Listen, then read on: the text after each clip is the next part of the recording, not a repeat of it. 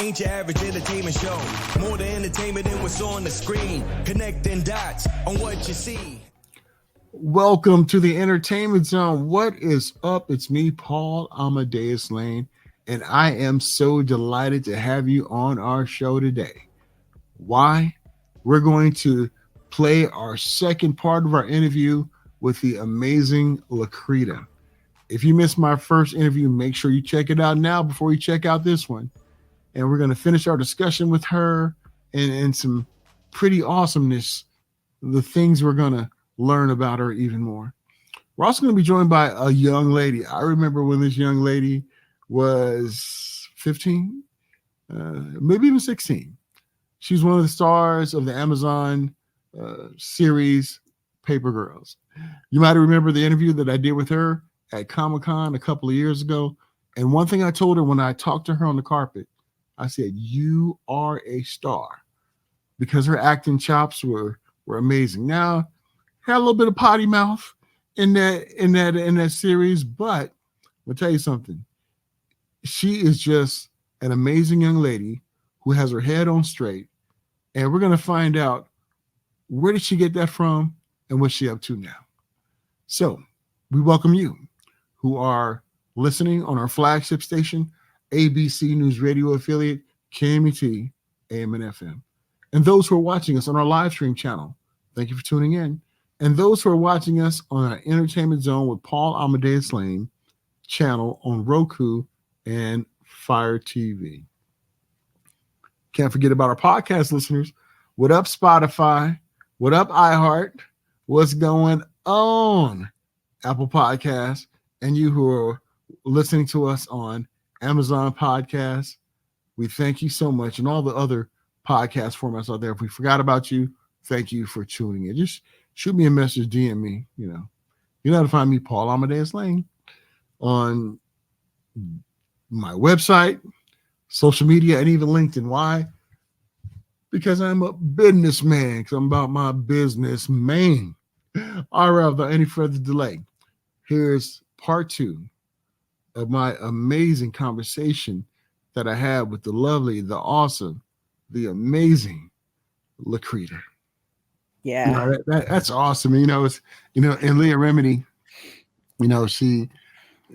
the fact that she texts you back and everything, I mean, that's really awesome. Yeah. And that shows kind of person she is. And so here you are, you get the new gig on Night Court, and you see your character, and what did you think when you saw that you'll be playing the bailiff, Marshall Warfield's kind of iconic character? Now it's you. Now you're Gurgs. So what were some of the things that you went through when you start reading for this character now, and how much leeway did you have to kind of mold this character's attitude? And if you don't mind sharing that with us. Mm-hmm. I stick to the book.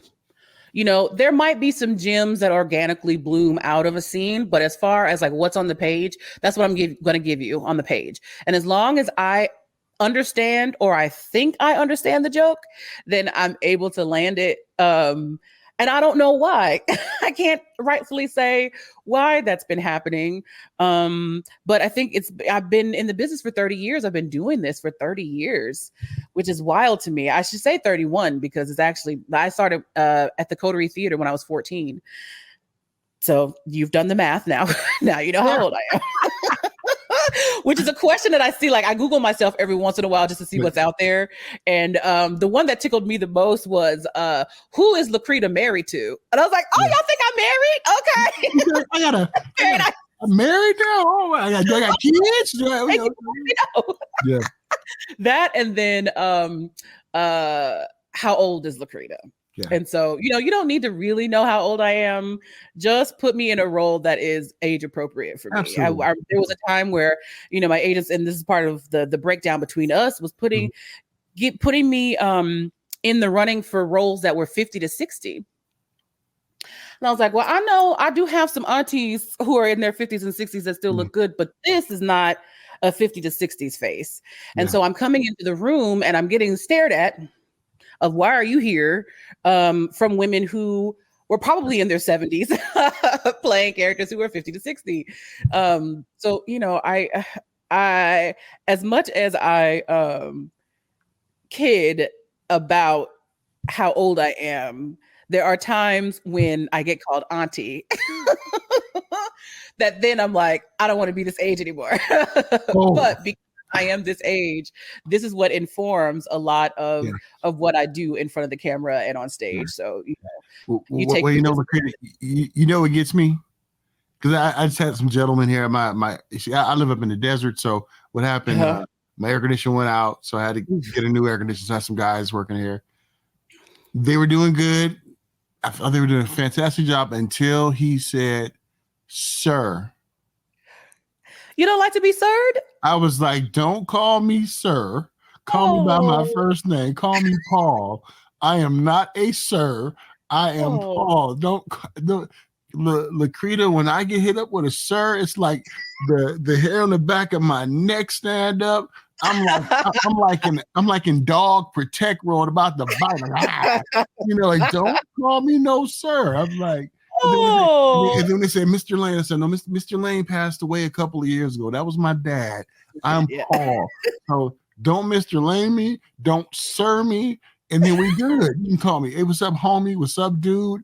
You can call me a guy, but don't sir me and don't Mr. Lane me, and then I'm cool. And what? I like a nice ma'am, especially like when it's a kid. When it's like an 8-year-old, it's like, yes, ma'am. Oh, you have my heart. And it's usually the Southern kids who are like that. Like, yes, ma'am, no, ma'am. That's true. Yeah. But I like when people call me Miss LaCretta, it's like, no, you don't have to call me Miss. You can call me LaCretta. Yeah, I'm with you. I'm with you on that. And when I see your character on the screen, the way you nail it, and I know this is not in the script, and I mentioned this our first interview that I did with you a while back. You be giving them looks. You know what them looks mean that only a sister can give. You be giving them looks the way you walk away. That you can't teach that. So I think when you nail those things, I'm like, yeah. Because no lie, every black woman when they see you, they're like, "Oh yeah, that's real. That's real. That is not fake right there." And it just shows you're natural. You're natural with it, and it's been an amazing ride seeing the maturation process of not only you on that show but also your character as well too. And congratulations again on getting the new season. So that'll be season 3. I'm so looking forward to that because we finally saw your man. We saw the Duke, and that was a cool episode. What was it like to have an episode kind of like focused on you and your love interest, and then your fake Gurgs? That was awesome. That's what I wanted to ask you. When did you learn how to talk with you hit us with a British accent, didn't you? So a fun fact, back at in Kansas City at the Coterie Theater, we did a production of 101 Dalmatians. So it was a little different. I think the book is a little bit different than what even the movie is, and that I played Perdita, but Perdita wasn't the mom as she is in the movies, the cartoons. She was the nanny. But all of us in the show did British accents. So there was already a seed planted there. There was another episode where I just came back from the Scotland Yard job. And so I was speaking with a different British accent throughout the whole show, which tickled me. I don't know if anybody picked up on it, but I did like posh, and I did what's it called? The urban one. I always forget the name of that. It's like 3 letters. And it did a little bit of Manchester. Yeah, Manchester. So for this one, I wanted to do a different accent, and we went with Derbyshire, which is how Jason Statham talks.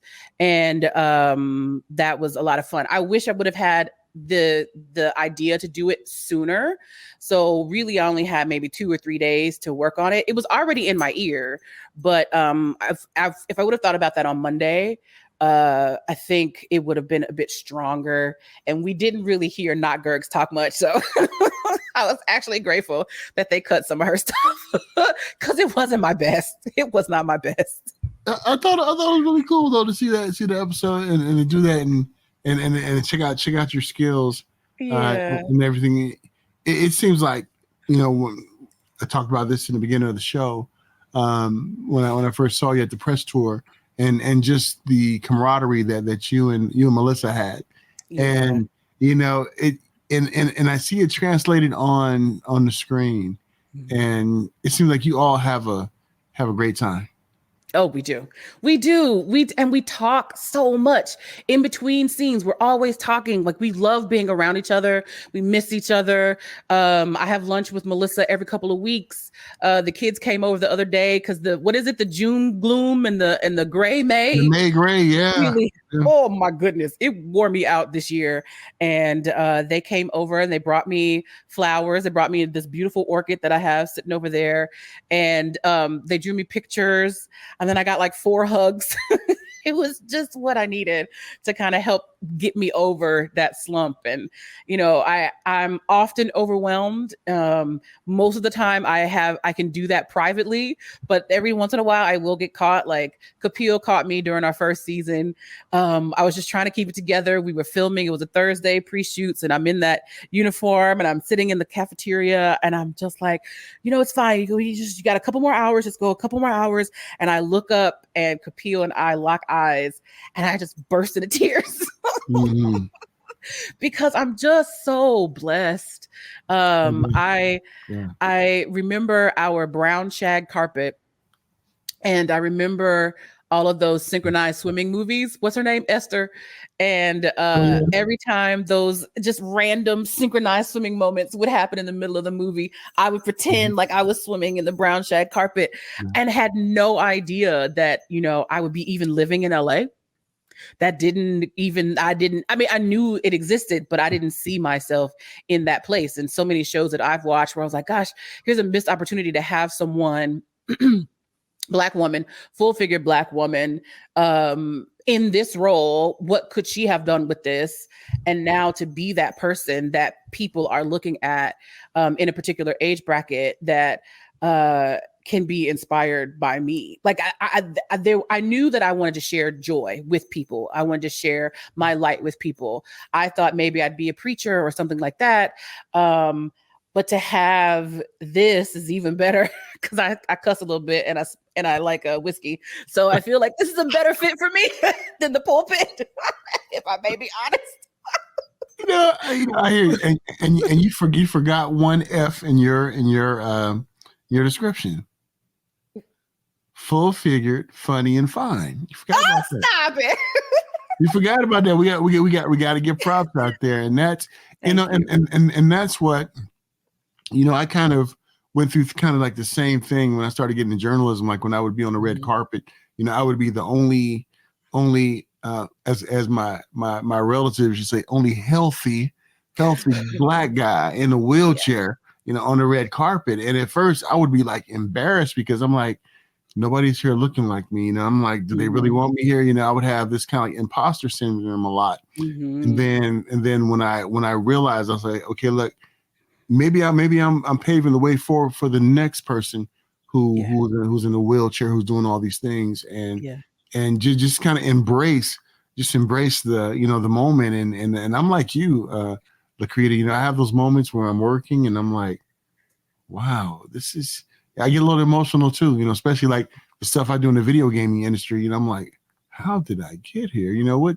Yeah. This is really amazing. And thank you so much for opening up and sharing that about your character and about you and everything about the crew and how that family, Melissa brought her kid, you know, that's awesome. You know, that's really, really amazing. And are there, now, I don't want to ask you anything to get you in trouble for the new season, but what can you talk about with the new season coming up? Or you haven't looked at the scripts yet? Or what can you say without getting you in trouble and me in trouble?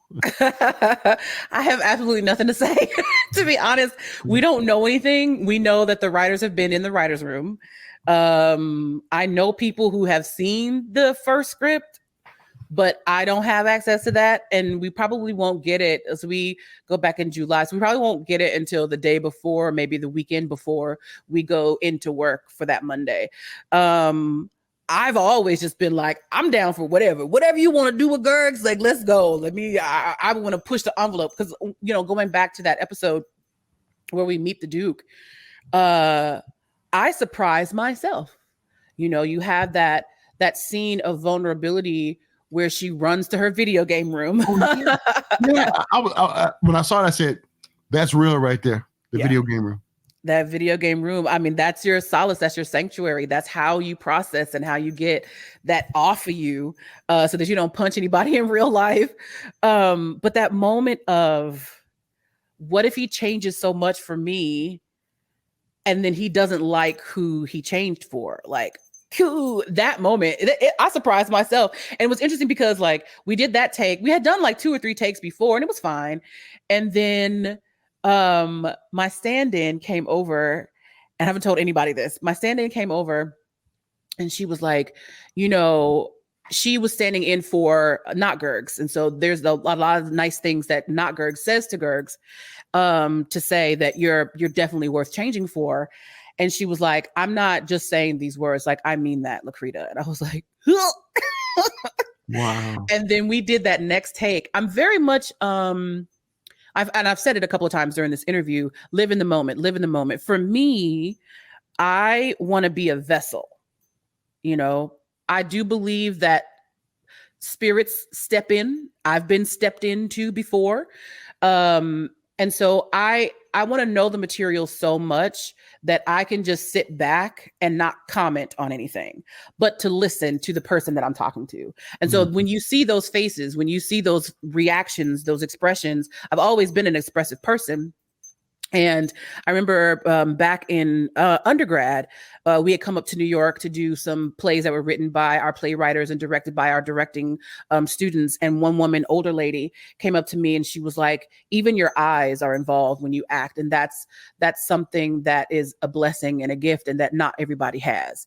And so for me, like, I just want to listen and respond. It's like a tennis match to me. I want to volley with you. And it's more so about what you're saying than it is about what I'm saying. And that focus takes a lot of pressure off of me because I know the lines.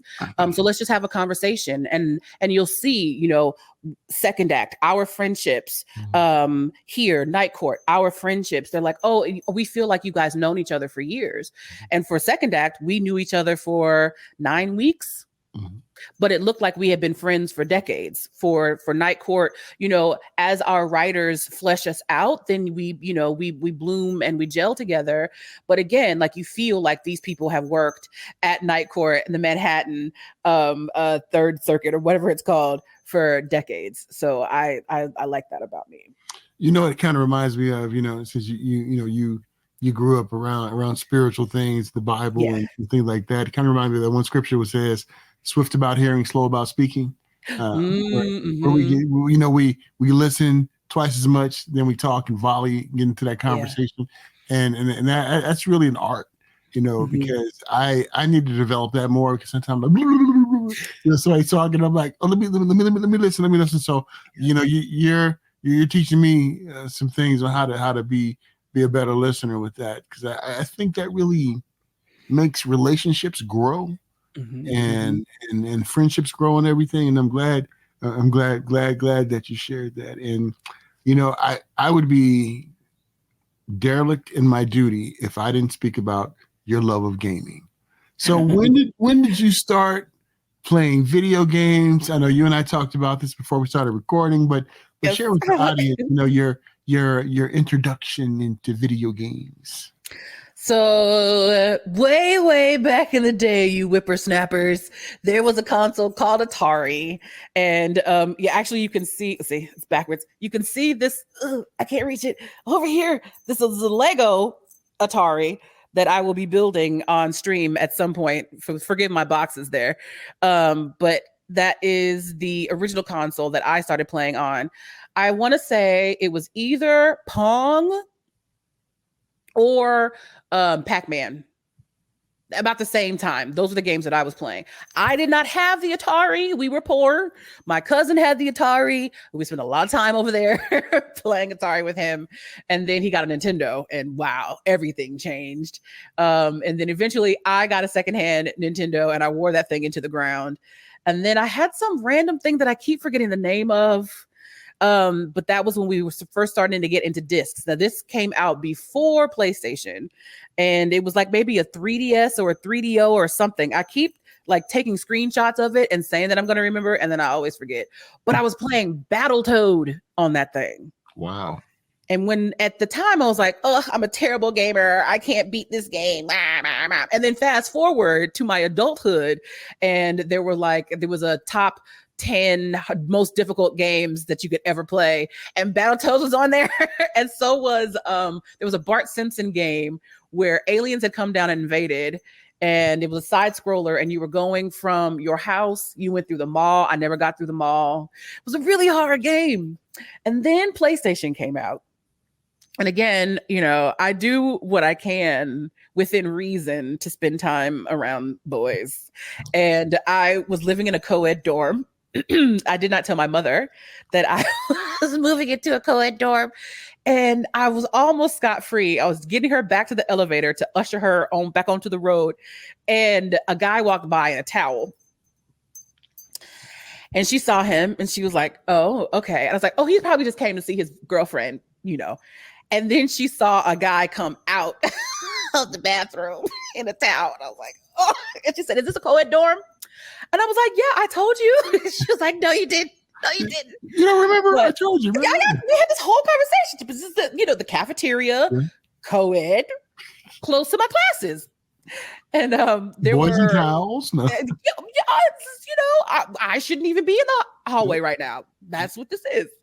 But one of the guys at the end of the boys' wing had a PlayStation. He also had pet rats. It was a very cool room to be in. And they were playing GoldenEye at the time. I was terrible at GoldenEye. And then across the hallway, they were playing Bushido Blade. So I would sit and I would watch them play. And then it got to the point where I started baking for them. So I would bake them pizzas and, cookies and stuff like that, and brownies. And then they loved me. And then once I moved over to another dorm, that's when I got a PlayStation. And that's when I was playing like Darkstalkers 3, loved me some Samurai Showdown. And it just kind of progressed from there. When I was in grad school, I had to sell my PlayStation because I was doing a little bit more of that than I was in my schoolwork. But it was a very stressful time for me in grad school. So I understood.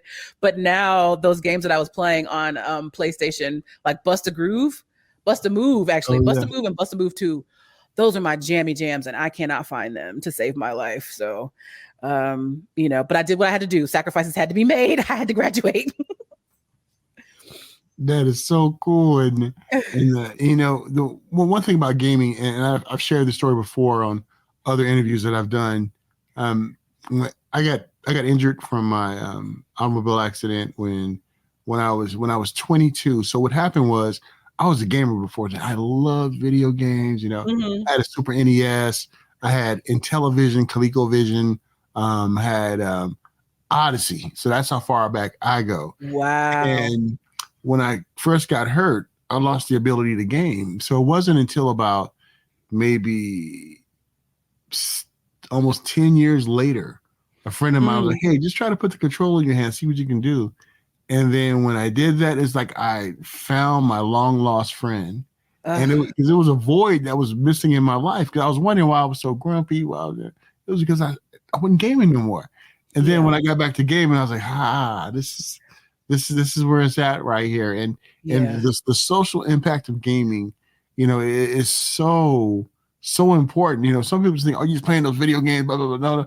No, it's get your mind going. You can it helps you to de-stress, decompress, and all those good things. And also to be able to connect with other like-minded folks out there who have the shared interest. And look at it now. We got Twitch now.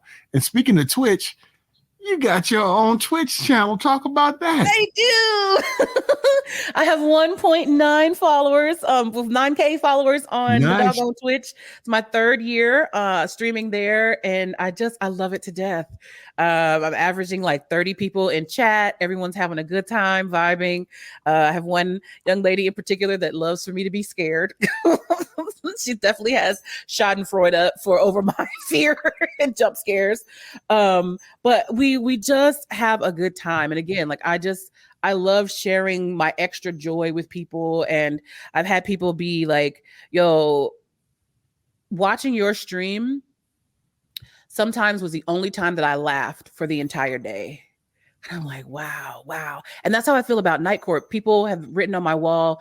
My favorite story and the most touching was, my mom has dementia, and we used to watch Night Court back in the day, and we watch it now. And for 23 minutes, I have my mom back. I'm just like, what?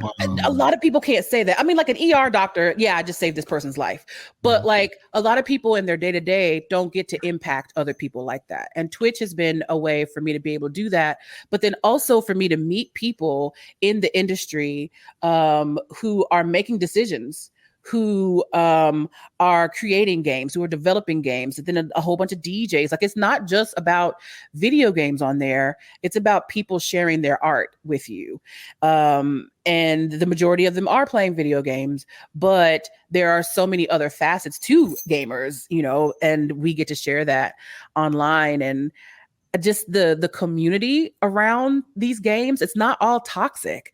Like, I've met people who are playing the same game that I'm playing, and then if I'm sitting in their chat, then they're so nice and they tell their chat about me, and then our community grows together. Or if I'm playing a game and someone who was in my chat happened to be playing the game at the same time, they'll give me things to help me because I'm just starting and I need all the help that I can get.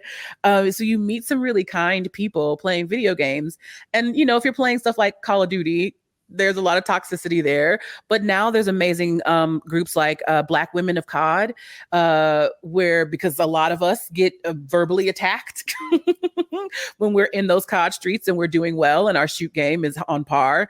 And so that's providing a safe space for women to be able to game together because they love COD so much. And it's safer for them to be in there than to be, in the mean streets with all those sweaty children.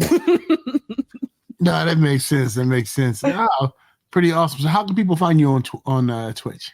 Yes, you can find me at Just LaCretta. Yeah, across the board, Just LaCretta. You can find me because that's all I use. It's Just LaCretta. I love it.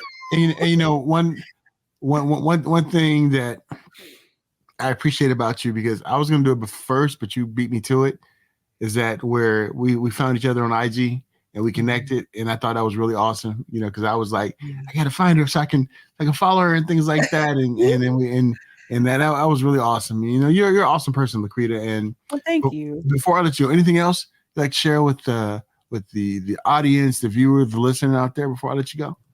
Oh gosh, I don't know. I was in my stream. I ramble a lot, but at the end of my stream, I try to make sure to tell the people that you love them. Just tell them.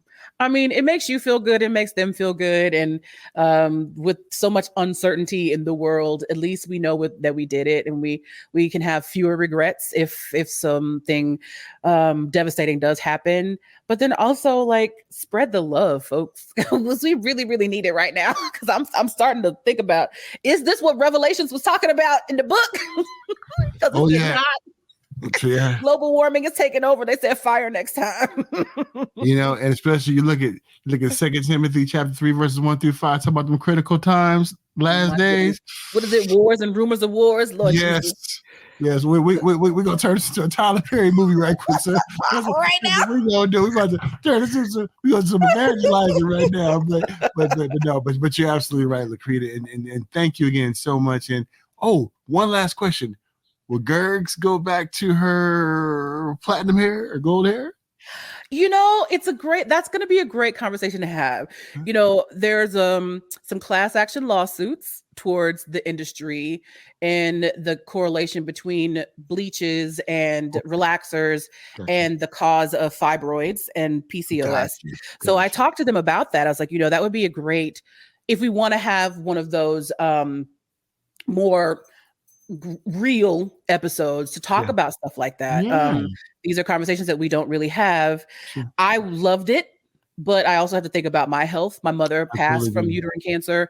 So I just want to make sure that everything was okay with me. And also because I had to do it so much more to keep up with continuity, it was really hard on my hair. So as beautiful as it was and as striking as it was, and as much as I miss it, I have to think about my health. My health comes first, because if I'm not here, then Gurgs isn't here. So we tried to find some avenues. If anyone out there can think of some avenues that I can have the blonde without the chemical, let's talk about that. Reach out to me. I would love to know what some alternatives are. But until we figure out what that is, then just gonna get my little patches of grays and this big old smile. No, I love it. Because when I started growing a beard, I started getting my grays, and I was gonna wash that gray right out of my hair. But I'm gonna keep it. I'm gonna keep my gray, because I look like a distinguished African warrior. So I'm gonna keep. Yes, you do. But LaCretta, thank you so much, my dear. Looking forward to doing this again. And please stay healthy, stay safe, and we'll talk soon. Same to you. Bye. I told you wouldn't be disappointed. My conversation with LaCretta was amazing. Getting to know her better, having her just talk about the realness of not only being in this industry, but life in general. And I really enjoyed having her on, and can't wait to do it again. Don't forget, this was part 2 of my interview with her. So can't wait to do it again. All right. When we get back, don't forget, y'all make sure y'all watch Night Court. Go back and binge watch season 1 and 2 and get ready for season 3. I'm telling you, you will not be disappointed. And LaCretta, she really steals the show. I ain't lying. I'm not just saying that, but she really does. She does that look. You'll know what I'm talking about. And I talked about it with her in the interview as well. So thank you so much. When we get back, we're going to be joined by an amazing young talent who I interviewed 2 years back at Comic-Con. And we're going to check in with her, see what she's up to, and much, much more. Ain't your average entertainment show. More to entertainment than what's on the screen. Connecting dots on what you see.